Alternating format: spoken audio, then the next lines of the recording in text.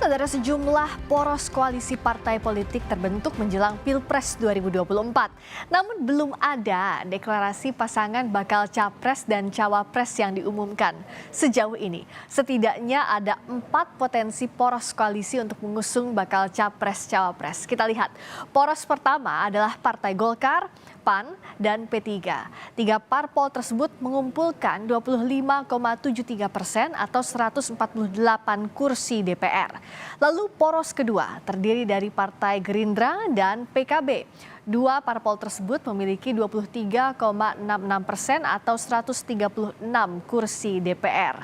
Di poros ketiga terdiri dari Partai Nasdem, Demokrat, dan PKS. Koalisi perubahan ini memiliki 28,35% atau 163 kursi DPR yang sudah sepakat mengusung Anies Baswedan sebagai bakal calon presiden. Sementara di poros keempat adalah PDI Perjuangan yang bisa mengusung calon presiden sendiri tanpa harus berkoalisi.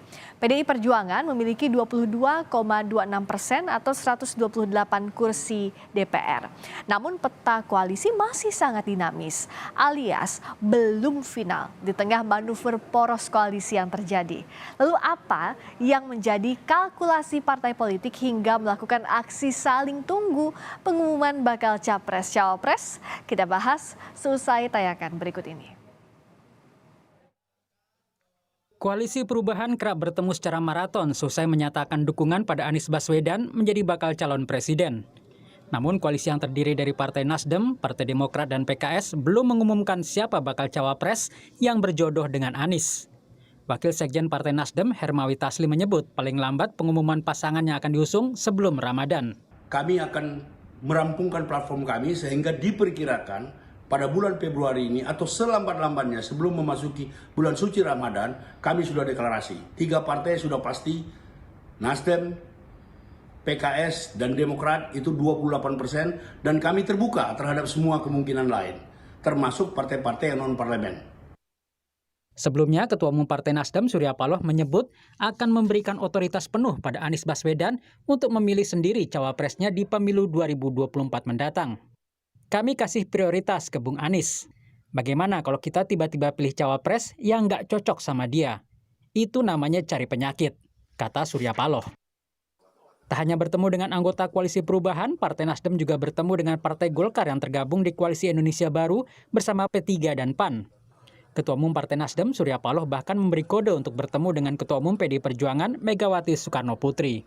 Keinginan untuk itu sih ada aja, tinggal atur aja. Kita kasih kode-kode dulu. Kita minta barangkali bagaimana, kapan Ibu Mega ada waktu yang baik. Ya kan, mudah-mudahan suasana kebatinan sama, harapan penerimaan sama. Jadi jelas ada dong. Sekjen PDI Perjuangan Hasto Kristianto mengatakan kode itu perlu diterjemahkan lebih dahulu. Kalau berkaitan dengan capres-cawapres, Nasdem sudah punya capres yang berbeda dengan PDIP. Soal capres pilihan PDIP, Hasto menyebut sosok tersebut adalah sosok yang berprestasi, bukan hanya pintar memoles diri.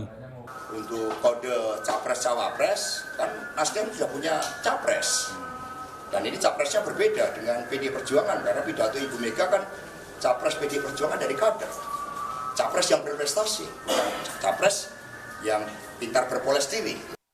Bagaimana dengan koalisi Gerindra dan PKB? Ketua Umum PKB Muhaimin Iskandar mengatakan masih berkomunikasi dengan Partai Gerindra terkait capres dan cawapres yang akan diusung. Muhaimin berharap kepastian nama capres-cawapres sudah bisa ditetapkan saat Ramadan.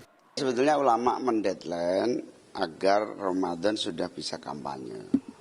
Ya minta waktu diskusi, ini lagi proses diskusi. Terkait partai lain yang merapat ke koalisi? Belum ada. Masih proses komunikasi. Bulan ini katanya. Proses komunikasi, tapi sampai detik ini belum ada. Meski koalisi partai mulai terbentuk, namun hingga kini partai politik masih saling tunggu pengumuman bakal calon presiden sambil melihat peluang politik. Tim Liputan Kompas TV.